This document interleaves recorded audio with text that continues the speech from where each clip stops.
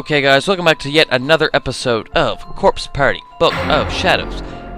So last time, we got in-depth into, a kind of Naomi's past. Just so you know you guys, we have, like, so many goddamn spaces, so basically every time we save, it's gonna be on a new data spot, so, for every video spot. So anyway, we are ready to continue through Naomi's past. She can tell exactly how you feel. Okay, so let's talk about the cat again. She's crying. It was long after that that May ran away. Oh, it wasn't long after that. I searched for her every day, though, through teary eyes. But in the end, she never did come home. It's such a pity. I guess even cats get strange ideas in their heads from time to time. That wasn't it. And you two were such good friends, too. I did this. But you'll make a new friend in no time. You just need to put this out of your mind and move on. It's because May was so understanding and kind-hearted that she disappeared from my life. If only I hadn't said what I said to her.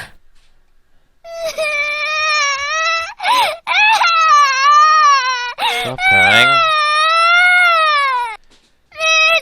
May, come back. Please, May. May. You never change, do you? Mom? Mom, where are you? Well, that's a good question. She's not here. Naomi? Seiko? Ah, Seiko. Seiko, are you alright? I've been looking all over for you. I'm so sorry about before. She didn't respond, but she did have to. But she didn't have to. This was definitely Seiko. I can't see you very well. Come a little closer, please. Let me see your face. I drew in towards Seiko, who was sitting on the ground, and rested my head on her shoulder. Then I wrapped my arms around her. I still couldn't see her face. I thought it might be because of the dim lighting in the room. Probably. But no, that wasn't it. Something was very wrong here. Seiko wasn't moving an inch. And that's when I realized.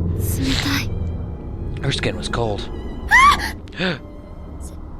She's dead. Wait, where was I? Was I at home? Or was this heavenly host? The last thing I remembered was frantically trying to find her again. I could smell incense from somewhere far off, and finally realized that this wasn't reality. Okay. Then get out of this fictional area. What the hell? Now we're having a Kizishi station. What the fuck? No, this person sitting perfectly still on the floor, not saying a word. This wasn't Seiko. So who was it?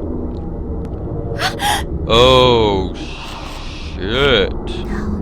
Naomi. Within the unyielding darkness, I knew that whoever it was taking Seiko's shape, was coming toward me. Run away. Don't just sit there. Don't just sit there. She's here. She's right next to me. I can feel her breath. I can sense her presence. Who are you? I'm your friend with the broken neck, remember? This is the future, where you make me die. Oh shit. No! Is this Seiko gonna help me though? Why did you leave me by myself back there? After we finally managed to get back together too. I was so worried that I'd hurt you. So worried. And that's when things turned out this way. No, don't say that. As I lay there stricken with grief, I heard the footsteps of a child approach. I looked up and saw a little girl with red hair with a red dress standing over me. Sashiko, do you want to save your friend? No matter what it takes? Who are you? No, who? What are you? I'm the one who controls the fate of this world. I had no clue what she meant by that. But I remembered that she'd been giving me advice this whole time. She had a different air about her than the other spirits around the school building. I felt like maybe she was on my side. I want to save her. Please, if there's some way to do it, tell me how. I'll give you another chance to remember. Think hard. What you've just seen are the events from your past, which is also the future through which your spirit now passes. In other words, this isn't the first time you've experienced the sequence of events, but you already knew that, didn't you? Oh shoot. This sort of thing doesn't happen. It should have sounded like complete nonsense to me. But I didn't say a word. I just nodded. There were only fragments, but nonetheless, I was seeing crystal clear visions of what I can only assume was my first time experiencing these events. That sense of deja vu I'd been feeling wasn't just some crazy delusion or misidentified nerve impulse in my brain. It was real. Then you've also already seen the trigger event from which your despair originated. So now, you fight against this fated demise. Yeah. Holy shit, she took me right to the stall! Damn! When I came back to my senses, I found myself standing in the hallway on the 3rd floor of the school building. When I get there, how long have I been here? I look down. Sure enough, there were puddles of black all around me. It was the vicious fluid that had been spilling out from inside me. A palpable manifestation of dread spreading out across the floor. But this was no time to sulk. I had to think about Seiko. And left her all alone. Well, I've left her all by herself again. Sorry, hold on. I wonder if she's still in the custodian's room. That sound. It was coming from inside the bathroom. There was a violent banging coming from one of the stalls. With a lump in my throat and a shiver down my spine, I slowly crept in to take a look. Not the same stall. There was an eerie stillness in the air within the girls' lavatory. It didn't feel like there was anyone else in there with me, but I sensed a slight movement on the 3rd stall door from the back.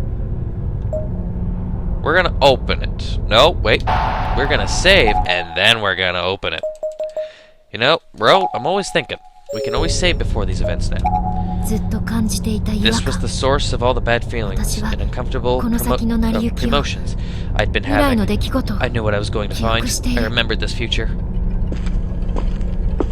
Oh, shoot. This was the future I absolutely had to prevent from coming to pass. The image of what waited for me in that stall was burned into my memory. You could still see the lines across her neck in this photo.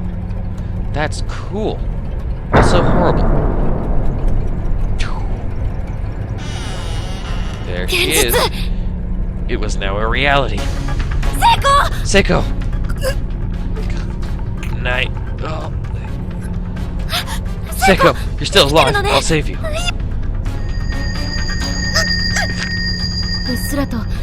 There was again a flash of the sad future that awaited us if I made even one wrong move here. But there was still time. I could save her.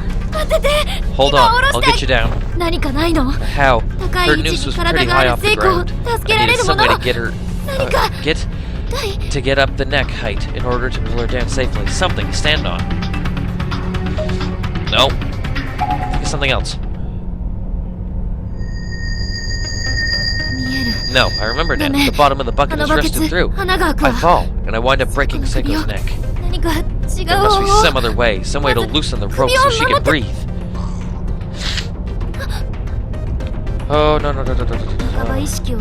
Though only half-conscious, Seiko was thrashing about wildly, frantically squirming for air. It seemed automatic, like a reflex. The body struggled for life, when life was being denied it.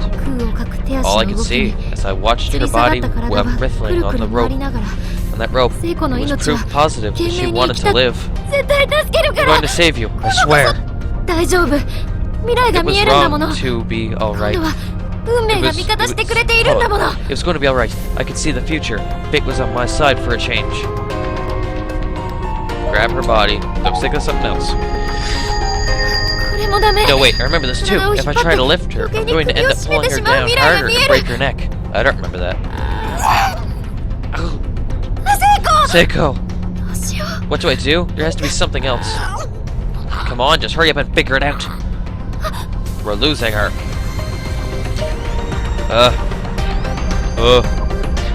Let's hoist her. That was it! I needed to lift her up higher. Or higher up. I quickly ducked under Seiko's body and forced myself between her and wildly flailing legs until she was sitting on my shoulders.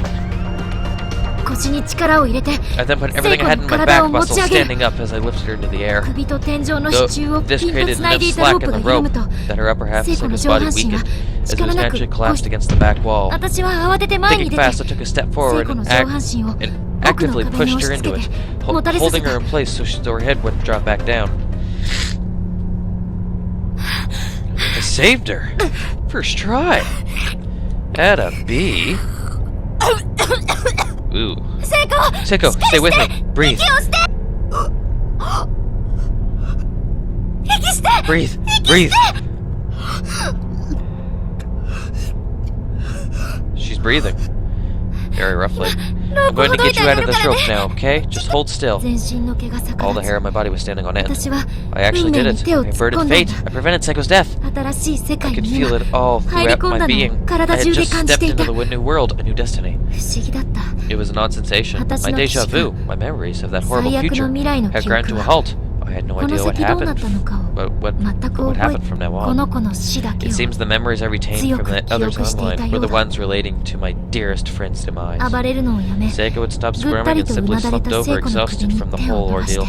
I reached my hand up to her neck, gently and carefully, and after a lot of fumbling, I successfully untied the knot in the rope. Atta B. Praise the Lord.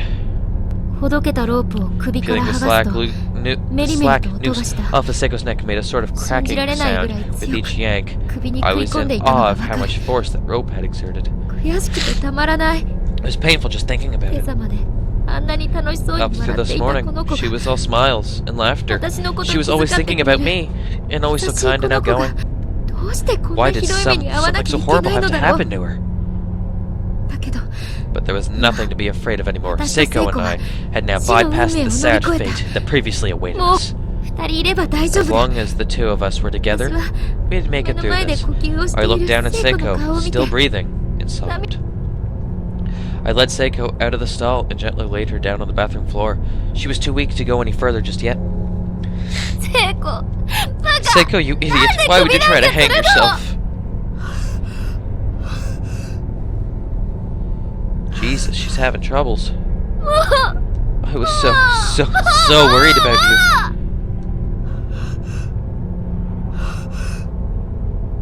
Jesus. You have no idea. I laid my head on her body. She was so warm. I wasn't going to let her go again. I wasn't going to let anyone take her away from me. It's okay now. I'm sorry. Seiko, I won't ever leave you alone again. Do you understand? Can you see me? It's me, Naomi. What is it? What the fuck? What? Seiko? It's because you're the one who hung her and you just don't know it. What's wrong? It's me. It's me. That's what it is. Seiko wasn't acting like herself. She was regarding me as if she'd just seen a ghost. Her face was plainly painted with abject fear from the very depths of her soul. She stumbled to her feet clumsily, then hastily darted out of the room. No! Seiko? What? Why? I didn't understand. Was she confused? Either way, I had to catch her. It's because in the first game, you killed her. You just don't know it. Wait! Tell me what's wrong. It's me. It's Naomi. I kept pace with Seiko's frantic, unsteady sprinting as she turned the corner and headed down the staircase, and then...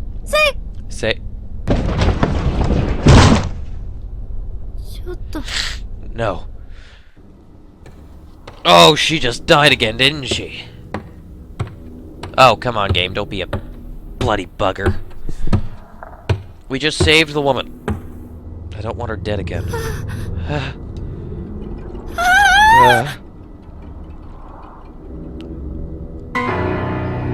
Oh my god, she ran into the piano wire. No! Why? Why? Seiko, I saved you! I just saved you! Uh-oh. Kill. Ugh, it smells rotten. Oh crap.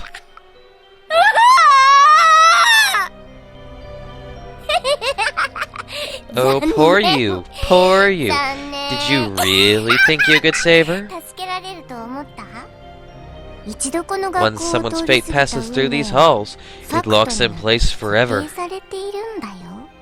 Oh, shit. Don't you see? If your destiny is to die here, then that's what's going to happen, no matter what. And the way you die will just keep getting worse and worse every time.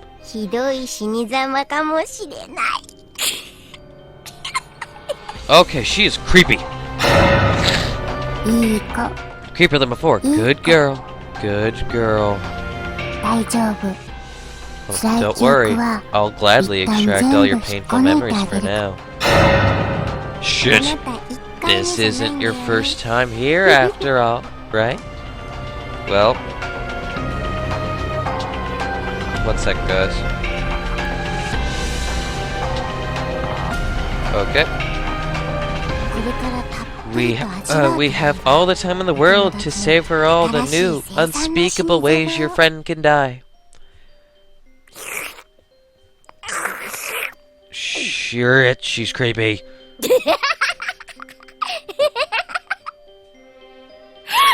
No. No.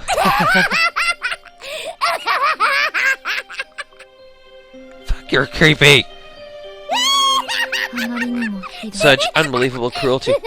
This was inhumane, marvelous, the likes of which I'd never imagined could exist. She's holding her head!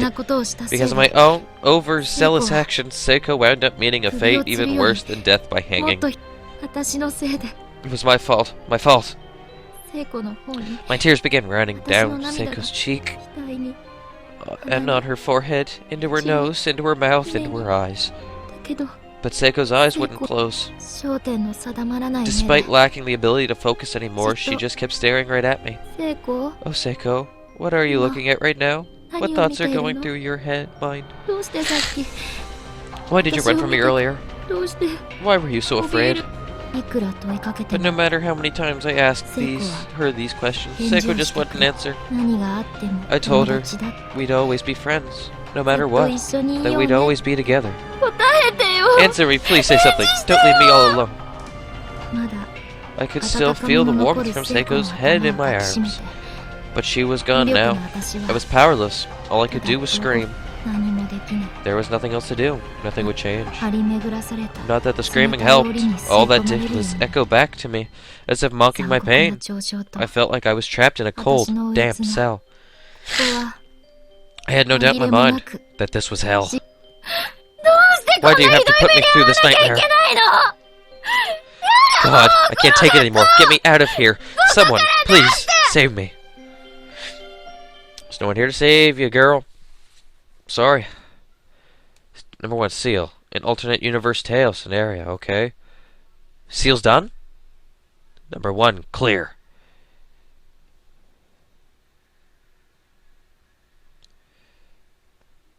Well, guys, that was odd.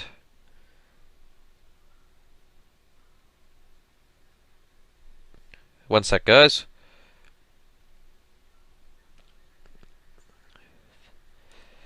Okay. Number 2, Demise. Chapters now playable. Satomi Araya.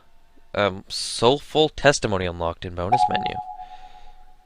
Soulful Testimony. Game data exists. Okay to overwrite? Yes. Okay, guys. Before we go on to Chapter 2 here, we are gonna go listen to that soulful testimony. I'm curious about this. It's from Satomi. How many testimonies are there? Let's do Satomi. So hi everybody, and thanks for all your help.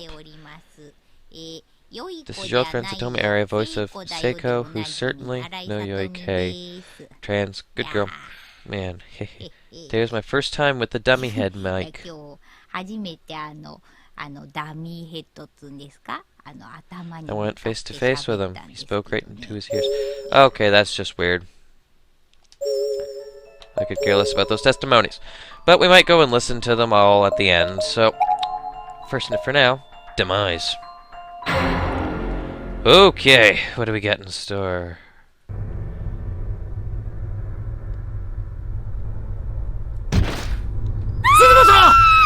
Tsushimoto! Mayu? What?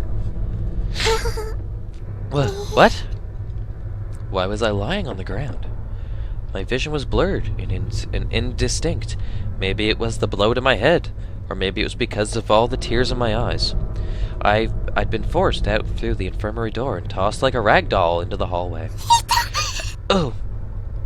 I could barely breathe and was completely unable to move. I wished I could slip away into unconsciousness, but my agony was keeping me in the moment. My abdomen. I put my hand to it without thinking, and a sharp pain through my palm as well. Looking down, the whole area of my body was soaked with blood and liberal pierced by large pieces of glass, many of them the size of drifting triangles. I was certain some of them must have sliced all the way into my internal organs. Oh God, why? Why was this happening to me?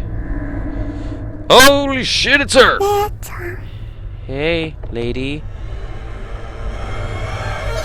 No, help me, please!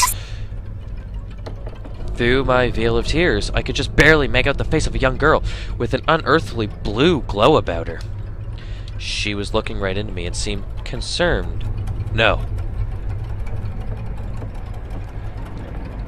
As she got closer, I could read her expression more clearly. She was smiling and staring into my soul with one good eye and one empty socket. Won't you come play with us? Oh, it's the rest of the crew! All at once, I was piled up into the air with incredible force by the other two faintly glowing children. One of my arms was being held by the spirit of a young boy, while the other was being held by the spirit of what I assumed to be a little girl. One sec, again, guys.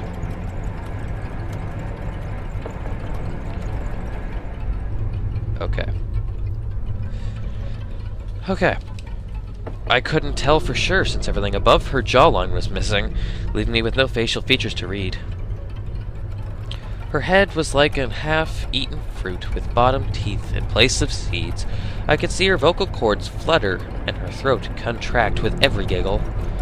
Based on her size, I'd estimate she was still early grade school age.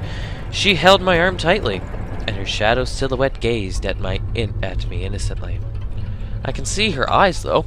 Her voice box grated a little, and her throat opened and closed rhythmically. Sorry, I can't really pronounce that. Rhythmically. Preceding a gurgling sound that might have been a chuckle. Then she said, "Lift pain up, pictures. You can be the pain." All three children were now staring right at me, as if they were studying an ant's movements just before squishing it with their thumbs. In one single rough motion, I found myself flipped 90 degrees downward. I was facing the ground, and I could sense myself moving forward rapidly. What? There was a scream from her.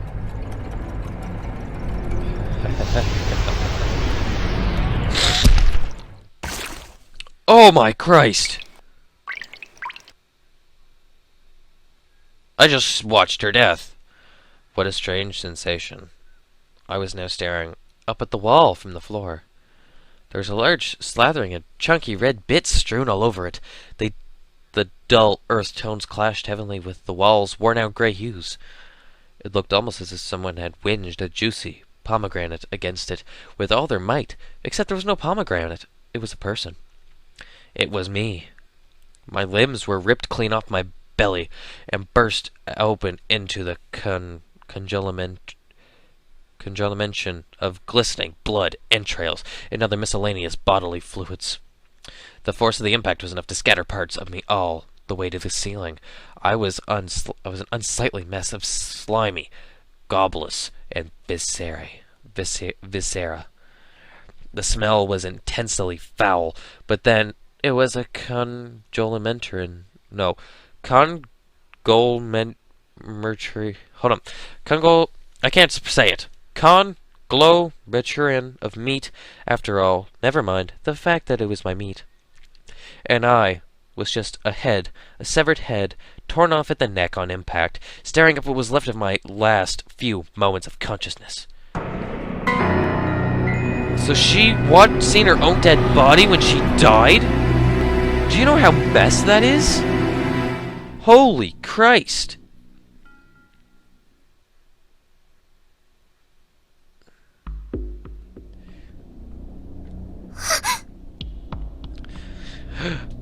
My, you're dead, Bill. What the hell?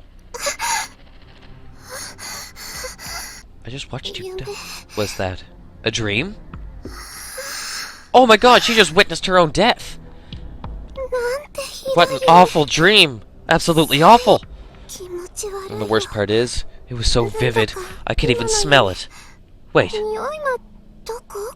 Where am I? This isn't right. I was just in the classroom helping with cleanup. Is this part of the festival, maybe? Class 5 was hosting a haunted house. Maybe that's where I am. God, I hate this kind of stuff. Shig? Miss Yoi? Shinozaki? Makora? Why is nobody saying anything? Come on, that's enough. Please, just stop. There's no response. There was only a deep, all-encompassing silence that hung in the air like fog. Eek! Was that an earthquake? This really isn't funny anymore, guys. Despite continuing to plead with my friends, I knew this was reality. I had no choice but to accept it, no matter how much I wished it weren't true. A set piece like this, after all, was beyond the abilities of even the most professional theater troupe to create. This is no haunted house, is it? So where am I? What happened to me? And where's everyone else? Somebody, please save me. Shig.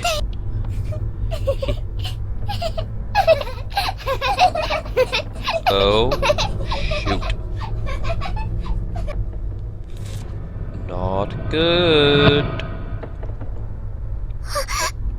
Yeah, you gasp. Oh, there they are, and they just ran. Were those children? They're the same children I saw in my dream. We are in another search mode, but guys, we are going to end the video here for today. Please, comment, like, subscribe. Tell me what you think of this series. I hope you guys enjoyed this episode. Hope to see you guys in the next episode. Take care, and I'll see you guys then.